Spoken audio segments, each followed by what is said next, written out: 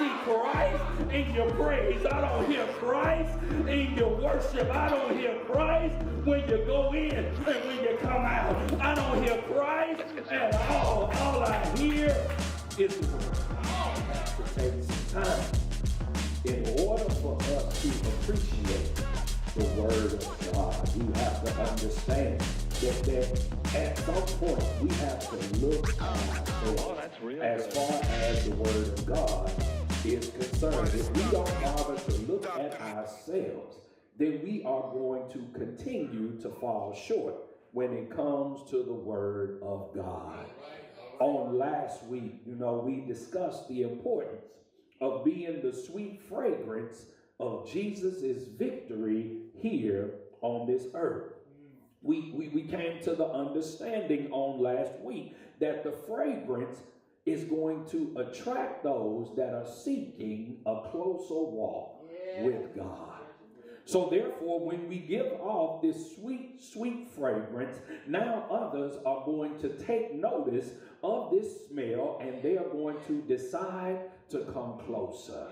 But when they come closer, now they're coming with their eyes. Their nose has drawn them to you. Now they're coming to check you out. Now they're coming to see what you're all about. So it's at this point that now what you are and what you are appearing to be, your image must align with your fragrance. It does you no good to smell good and then be all messed up. It does you no good to smell like Jesus, but then as people get closer, they begin to see, oh, you don't look like Jesus. You don't act like Jesus. You smell like Jesus. Yeah, you fooled me from afar. But as I get closer, I can see that you're nothing like Jesus. But you say Jesus like things. You say what I need to hear. You smell like something that's interesting, something that's inviting.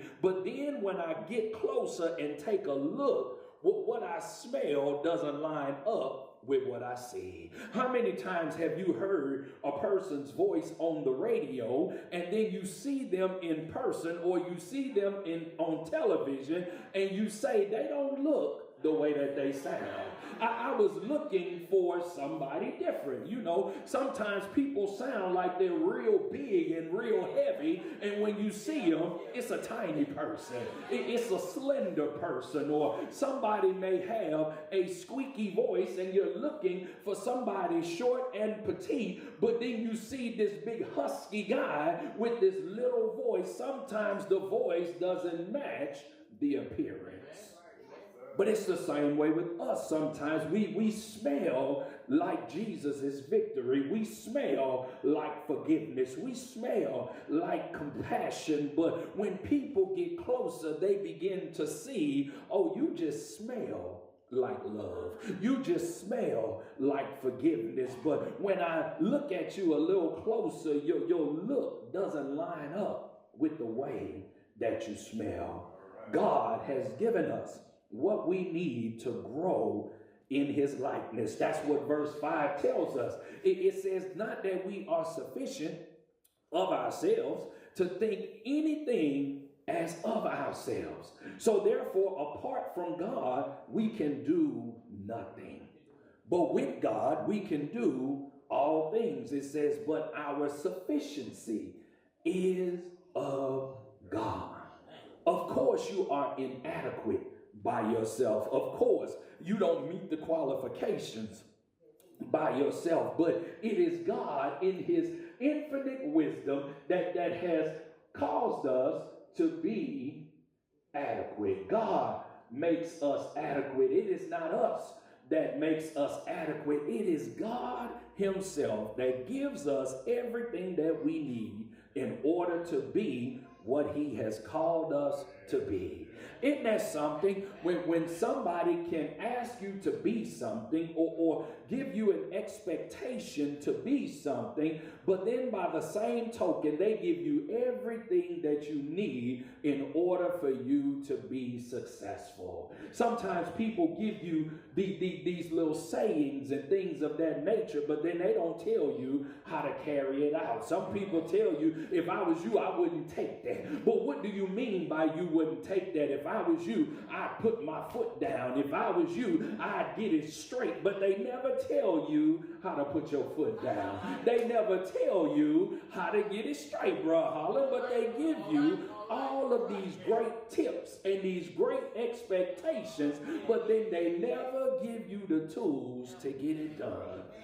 What sense does it make to teach a person how to build a house, but then you don't tell them what tools they need in order to build it? So that means they're just going to stand there and look at the building materials and say, man, when I figure out how to get this done, it's going to be an awesome thing, but I don't have anything that I need other than the materials that it takes to build it. I don't have the tools in order to put what I have together.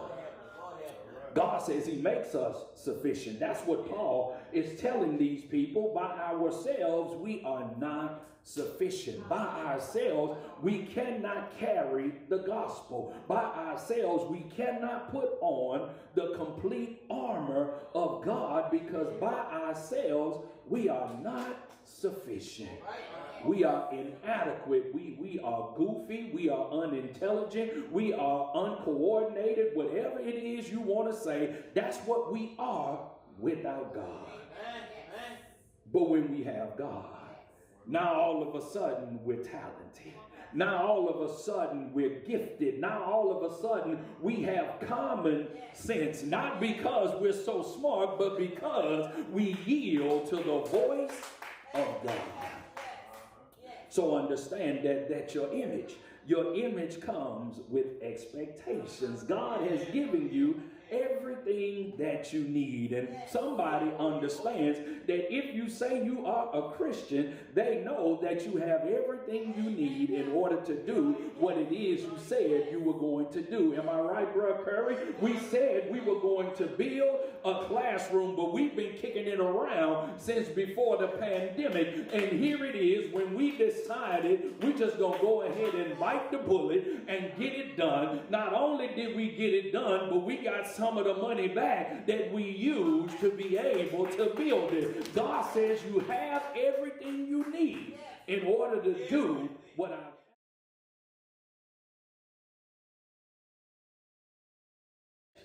But do you have the faith in order to act upon what God has already given you? We must embrace that he has given us everything and strive to blossom in the fullness of his likeness. The word tells us that God blessed us with his image. He said, let us make man in our image. And then he went forward and he did it, and he said it was good. Which means there were no mistakes in what God made. God made what he made, and God stepped back and he validated, and he said, and it was good. So understand, because we carry the image of God, there is an expectation that goes with the image.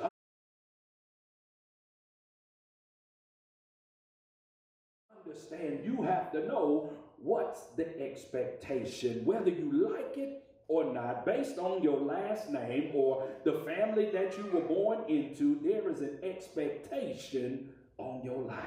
If your family was no good in the neighborhood, based on your look, your likeness, and your last name, somebody's expecting you to be no good. If everybody in your family dropped out of school, then quite naturally, somebody's expecting you to follow in the family legacy. They're expecting you to drop out of school, because people understand that there is an expectation on your life.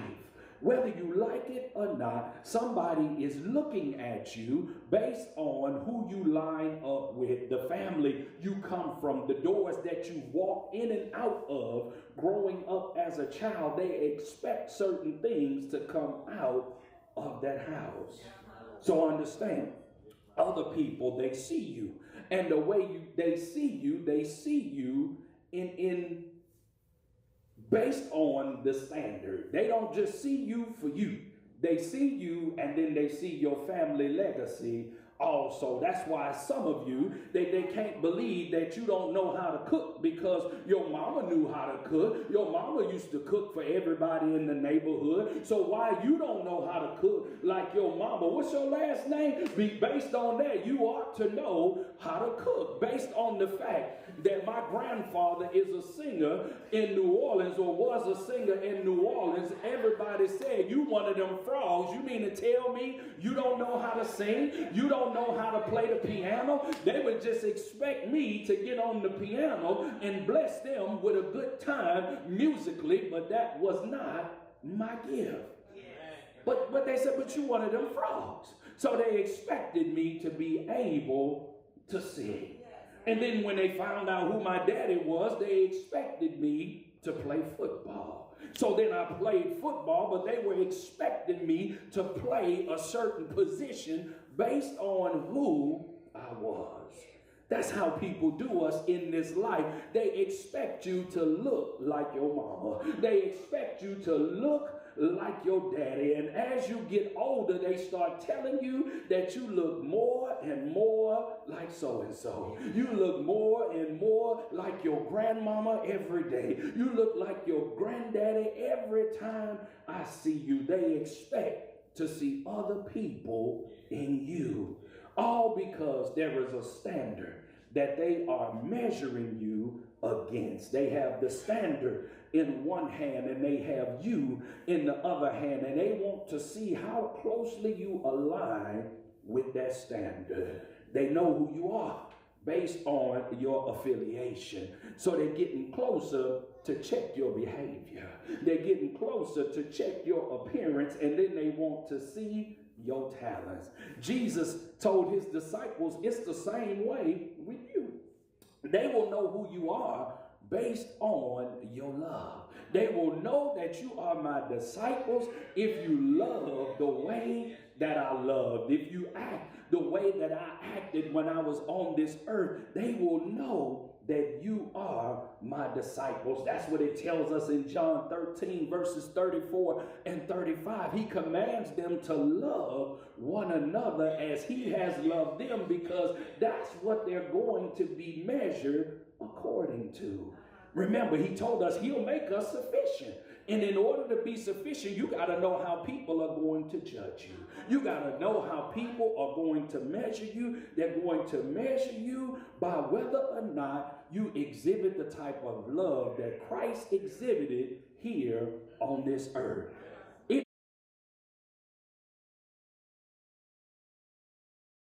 That's what we hear all the time when things don't go people's way. They look at us and they say, you're supposed to be a Christian, because they're expecting us to behave a certain way. So understand that at some point, somebody is going to measure you according to Christ. And you might keep posting on Facebook that you're Christ, but some people are saying, Christ where? You don't love like Christ.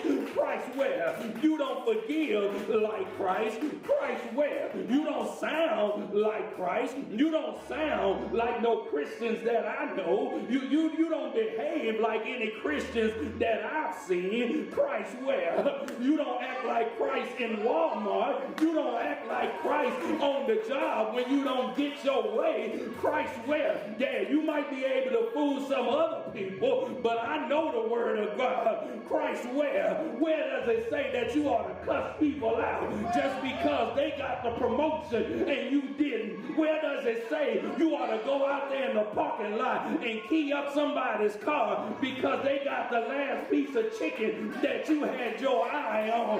Where does it say in here that you can forgive who you want to forgive? It says you got to love your enemy. You got to pray for them that spitefully use you. Christ where? Yeah, I know you think you look like Christ, but Christ where? Every time you come up on some adversity, nothing but Christ ought to show up. But every time I look, the world show up. You keep on saying he ain't through with me yet. Well, you ought to stand still so he can get the job done. But you keep on moving so that you can satisfy your flesh. You keep on saying he ain't done with me yet, but you keep saying I look like Christ. Christ where?